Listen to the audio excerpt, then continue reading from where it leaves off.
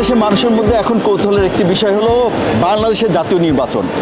ঠিক সেরকমই ৭,০০০ কিলোমিটার দূরে ফ্রান্সের রাজধানী প্যারিসে আমি এখন দাঁড়িয়ে আছি গার দে নর্ড, যেখানে রয়েছে প্রবাসী বাংলাদেশিদের ব্যবসা প্রতিষ্ঠান এবং তারা এখানে এসে সবাই সবার সাথে দেখা করে এবং তারা আলোচনা করে বাংলাদেশের রাজনীতি নিয়েও। এখন চলছে এইখানে বাংলাদেশ রাজনীতি নিয়ে তুমুল আগ্রহ প্রবাসী বাংলাদেশের মধ্যে। তার প্রধান কারণ হলো এবারই প্রথম এখান থেকে প্রবাসী বাংলাদেশি একজন সরাসরি ঢাকা ১৭ আসনে প্রতিদ্বন্দ্বিতা করবেন, সেটি নিয়ে রয়েছে মানুষের অনেক আগ্রহ। সব কিছুই জানাবো, থাকুন আমার সাথে।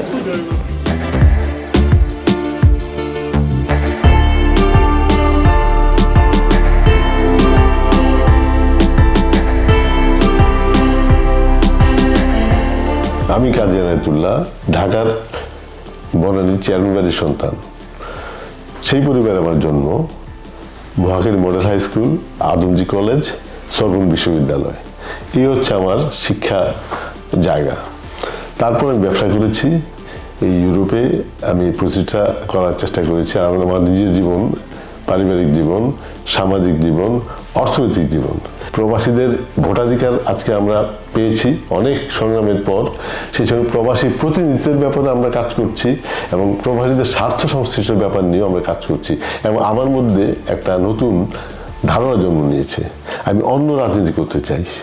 আমি চাই জনগণের জন্য রাজনীতি, আমি চাই তরুণদের জন্য রাজনীতি, যেগুলো আগামী দিনে আমাদের সামনে আসবে, সেই রাজনীতি করতে চাই।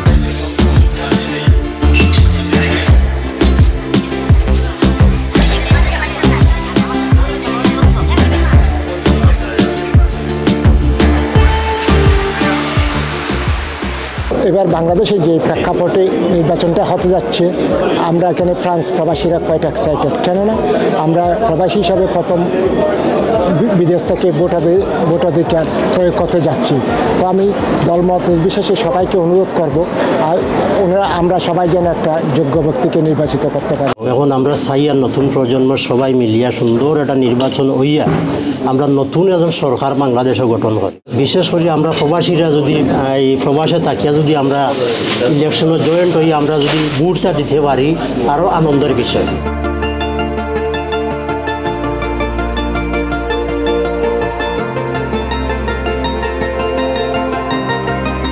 ফ্রান্সে উচ্চশিক্ষার শেষে আমি স্থির করেছিলাম স্বাধীনভাবে ব্যবসা করার। এই জন্য কয়েক বছর কাজ করেছি। একটা ক্যাপিটাল অর্জন করার পর আমি ব্যবসা শুরু করি। রেস্টুরেশন ব্যবসা, এয়ারলাইন্স ব্যবসা, রিয়েল এস্টেট ব্যবসা এবং শেষমেশ এই পারফিউম ব্যবসা। এই যে আমার অভিজ্ঞতা আছে, বিশ্বব্যাপী ব্যবসা করার যে একটা লবিং, একটা সিস্টেম আমার তৈরি আছে, বাংলাদেশের স্বার্থে, আমার এলাকার স্বার্থে সেটা আমি ব্যবহার করতে পারি। এবং সেটার জন্য আমি আজকে এই ঢাকা ১৭ নির্বাচনী এলাকার ক্যান্ডিডেট এবং স্বতন্ত্র ক্যান্ডিডেট। যারা আমার এলাকা ঢাকা ১৭ নির্বাচনী এলাকার অধিবাসী, আপনারা যদি আমাকে আস্থা রাখেন, আমার উপর বিশ্বাস রাখেন, তখনই সম্ভব এই সমস্যার সমাধান নিয়ে আলোচনা করা এবং জাতীয় সংসদে বলিষ্ঠ একটা ভূমিকা রাখা। অতএব আপনারা দেখুন, ভাবুন এবং সিদ্ধান্ত নিন। আমি আপনাদের সঙ্গে আছি, আপনারাও আমার সঙ্গে থাকুন।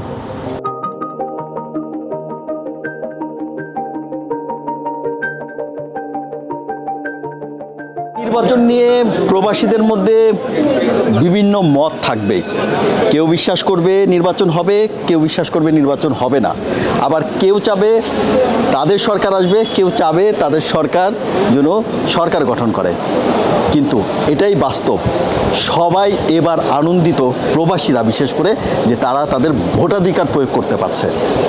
এবং এই আনন্দ নিয়েই এবারকার নির্বাচনে প্রবাসীদের মধ্যে আগ্রহের মাত্রাটা আরও বেশি বেড়েছে।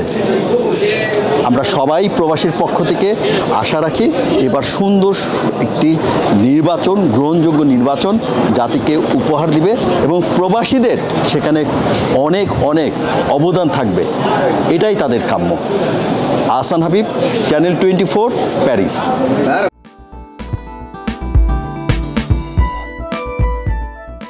বাংলাদেশ নির্বাচন কমিশন সম্প্রতি পোস্টাল ভোট বিডি নামে একটি অ্যাপ লঞ্চ করেছে। এই অ্যাপের মাধ্যমে প্রবাসী বাংলাদেশিরা খুব সহজেই ভোট দেওয়ার জন্য রেজিস্ট্রেশন করতে পারবেন। অর্থাৎ আপনি বিদেশে অবস্থান করেও আপনি আপনার মূল্যবান ভোট প্রদান করতে পারবেন।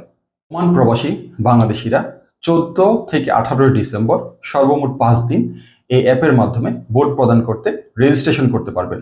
আমি আবার বলছি, ওমান প্রবাসী বাংলাদেশিরা 14 থেকে 18 ডিসেম্বর এই সর্বমোট 5 দিন এই অ্যাপের মাধ্যমে ভোট প্রদান করতে রেজিস্ট্রেশন করতে পারবেন। রেজিস্ট্রেশন সম্পন্ন করতে শুধুমাত্র আপনার জাতীয় পরিচয়পত্র প্রয়োজন এবং রেজিস্ট্রেশন পরবর্তী নির্দিষ্ট সময়ে আপনার ঠিকানায় পোস্টাল ব্যালট পৌঁছে যাবে। নির্বাচন কমিশন থেকে বাংলাদেশ ডাক বিভাগের মাধ্যমে আপনার ঠিকানায় একটি পোস্টাল প্যাকেট আসবে। প্যাকেটের ভেতরে থাকবে একটি বড় সাদা খাম, রিটার্নিং অফিসারের ঠিকানা লেখা বড় হলুদ খাম, ব্যালট পেপারের ছোট সাদা খাম, আপনার মূল ব্যালট পেপার। মূল ব্যালট পেপারে শুধু প্রতীক থাকবে, প্রার্থীর ছবি থাকবে না। আরও থাকবে একটি নির্দেশিকা, যার পেছনে থাকবে ঘোষণাপত্র। ব্যালট পাওয়ার পর আবার অ্যাপে লগ ইন করুন। পুনরায় লাইভলিনেস চেক দিয়ে নিজের পরিচয় নিশ্চিত করুন। নির্দেশনা অনুযায়ী রিটার্ন খামের কিউআর কোড স্ক্যান করে ব্যালট প্রাপ্তি নিশ্চিত করুন। নির্বাচন কমিশন থেকে প্রতীক বরাদ্দ হলে অ্যাপে আপনার আসনের প্রার্থীদের প্রতীক দেখে নিন। ব্যালট পেপারে টিক অথবা ক্রস চিহ্ন দেওয়ার পর ব্যালট পেপারটি সাদা ছোট ব্যালট খামে ভরে বন্ধ করে দিন। এরপর ঘোষণাপত্র পূরণ করে ব্যালট খাম সহ বড় হলুদ খামে ঢুকিয়ে খাম বন্ধ করুন। যত দ্রুত সম্ভব নিকটস্থ পোস্ট অফিস অথবা পোস্ট বক্সে জমা দিন। বাংলাদেশ দূতাবাস মাস্কাট এ নিয়ে প্রচারণা শুরু করেছে। দূতাবাসের ফেসবুক পেজে প্রতিনিয়ত এ বিষয়ে কন্টেন্ট শেয়ার করা হচ্ছে। তাছাড়া বাংলাদেশ নির্বাচন কমিশনের ফেসবুক এবং ওয়েবসাইটেও এ বিষয়ে বিস্তারিত দেয়া আছে। ওমান প্রবাসী বাংলাদেশিদের পোস্টাল ব্যালটে ভোট প্রদান করে বাংলাদেশের গণতান্ত্রিক প্রক্রিয়ায় অংশগ্রহণ করতে বিশেষভাবে অনুরোধ করা যাচ্ছে। ধন্যবাদ সবাইকে।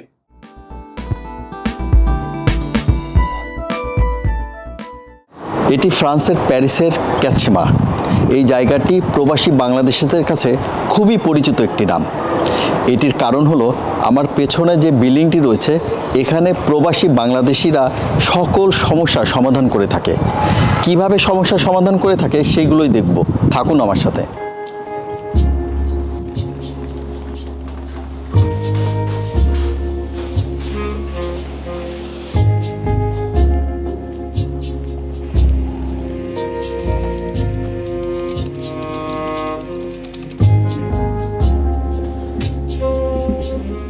এটা হচ্ছে আমাদের অফিওরার রিসিপশন ডেস্ক। প্রতিদিন আমাদের প্রবাসী বাঙালি ভাই এবং বোনেরা আমাদের কাছে সার্ভিস নিতে আসে। যদি বলেন যে সার্ভিসের পরিমাণটা কত সংখ্যা, তাহলে হয়তোবা আনুমানিক আমি বলতে পারবো যে প্রতিদিন আমাদের অফিস থেকে ন্যূনতম 250 থেকে 350 মানুষ প্রতিদিন এই অফিওরা থেকে সেবা নিয়ে যাচ্ছে। বাংলাদেশ থেকে যারা ফ্যামিলি নিয়ে আসতে চায় তাদের ব্যাপারে কাজ করি। তো যাদের এখানে রিফিউজি স্ট্যাটাস আছে, যাদের স্যালারি কার্ড আছে, তাদের ফ্যামিলিগুলো কিভাবে প্রসেস করতে হয় এখানে আসার ব্যাপারে প্রত্যেকটা ধাপ আপনার অফিওরার মাধ্যমে আমি কাজটা করে থাকি। আমরা এখানে মূলত যারা প্রবাসী ন্যাচারালাইজেশন প্রসেস ডিমান্ড করে তাদের জন্য আমরা এই ডিপার্টমেন্টে কাজ করি।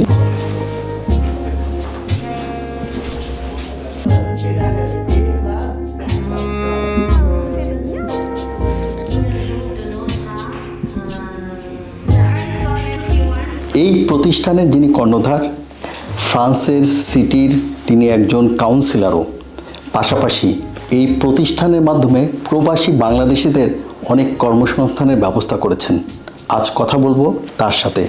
তিনি কৌশিক খান রাব্বানি। কেমন আছেন? এই প্রতিষ্ঠান নিয়ে যদি একটু আমাদেরকে একটু জানাতেন যে এই প্রতিষ্ঠানের কর্মকাণ্ডগুলো কি? আমাদের এই প্রতিষ্ঠানের একটা বিশেষত্ব রয়েছে, আর সেই বিশেষত্বটা হচ্ছে যে আমরা এখানে দুটো আলাদা প্রতিষ্ঠান হ্যান্ডেল করি। একটা প্রতিষ্ঠান অফিওরা, সেটা হচ্ছে আমাদের সামাজিক সেবার জন্য। এখন অনেকেই আসলে সামাজিক সেবা নিয়ে প্রশ্ন থাকতে পারে, আসলে সামাজিক সেবা কি? বেসিক্যালি হচ্ছে সামাজিক সেবা বলতে আমরা ওই সেবাগুলোকে বোঝাই যেটার জন্য আপনার কোনো অর্থ প্রদান করতে হবে না, আপনার কোনো খরচ হবে না। এবং আমরা খুব কনফিডেন্স নিয়ে, আমরা খুব আত্মবিশ্বাস নিয়ে বলতে পারি যে প্রতিদিন এখানে যদি 300 মানুষ আসেন, তার মধ্যে দেখা যায় যে 80 to 85% মানুষ এখানে আসেন হচ্ছে আমাদের সেই সামাজিক সেবাগুলো গ্রহণ করার জন্য। তাহলে আমরা দ্বিতীয় যে প্রতিষ্ঠানটা রয়েছে, যেটাকে আমরা একদম বিল্ডিং আলাদা করে দিয়েছি প্রফেশনাল সার্ভিসেসের জন্য, যেখানে উল্লেখ করা আছে কোন কোন সেবাগুলোর জন্য আমরা অর্থ নিয়ে থাকি, কতটুকু অর্থ নিয়ে থাকি। এবং মজার ব্যাপারটা এই জায়গাটাতেই যে আমাদের যে সামাজিক সেবার যেই প্রতিষ্ঠানটা রয়েছে অফিওরা, সেটা সম্পূর্ণ পরিচালিত হয় ওই প্রফেশনাল থেকে অর্জিত অর্থ দিয়ে। কোনো গভর্নমেন্ট সহযোগিতা নয়, কোনো ডোনেশনস নয়। তার মানে আমরা আমাদের নিজস্ব একটা ফাইন্যান্সিয়াল স্ট্যাবিলিটি ক্রিয়েট করেছি আমরা আমাদের সার্ভিস প্রদানের মাধ্যমে, যেখানে আমরা কষ্ট করে অর্থ উপার্জন করি এবং সেই অর্থটাকে সিংহভাগ আমরা আমাদের সামাজিক সেবাগুলো প্রদান করার জন্য আমরা প্রতিনিয়ত ব্যবহার করে থাকি। এটাই হচ্ছে আমাদের প্রতিষ্ঠানের সবথেকে বড় সৌন্দর্য।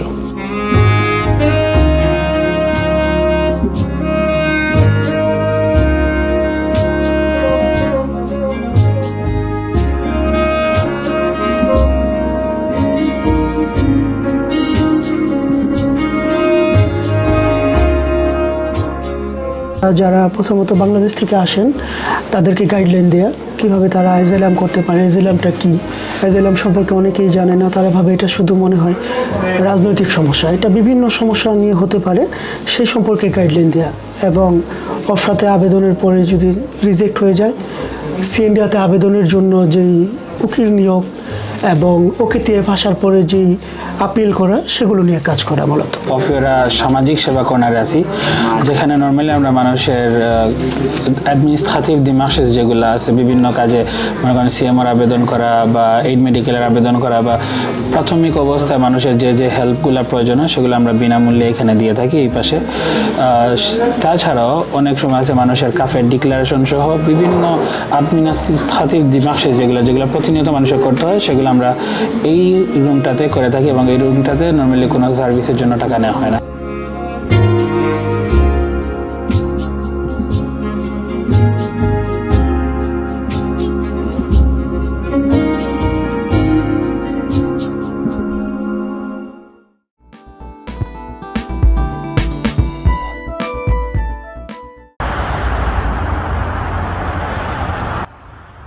সংযুক্ত আরব আমিরাতে অভ্যন্তরীণ ভিসা জটিলতার কারণে বাংলাদেশি বহু অভিজ্ঞ ও দক্ষ শ্রমিক তাদের চুক্তি শেষ হওয়া সত্ত্বেও বাধ্য হচ্ছেন পূর্বের কর্মস্থলেই অল্প পারিশ্রমিকে কাজ করতে, নয়তোবা রয়েছে তাদের অবৈধ হওয়ার সম্ভাবনা।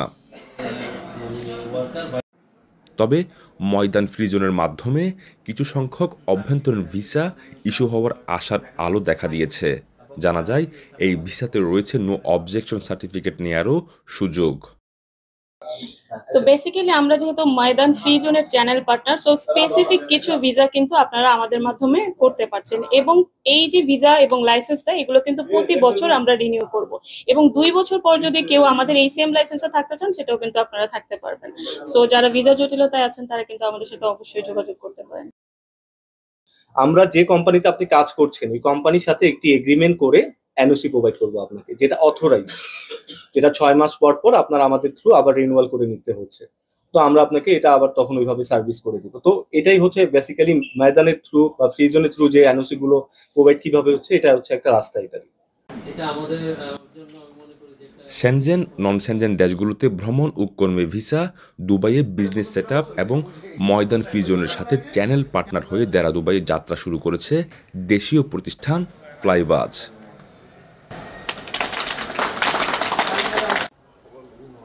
জমজমাট সব আয়োজনের মধ্য দিয়ে সেবামূলক এই প্রতিষ্ঠানটি ফিতা কেটে উদ্বোধন করেন প্রতিষ্ঠানের সিইও উম্মে হাবিবা নিশা ও ব্যবস্থাপনা পরিচালক মেহেদি হাসান।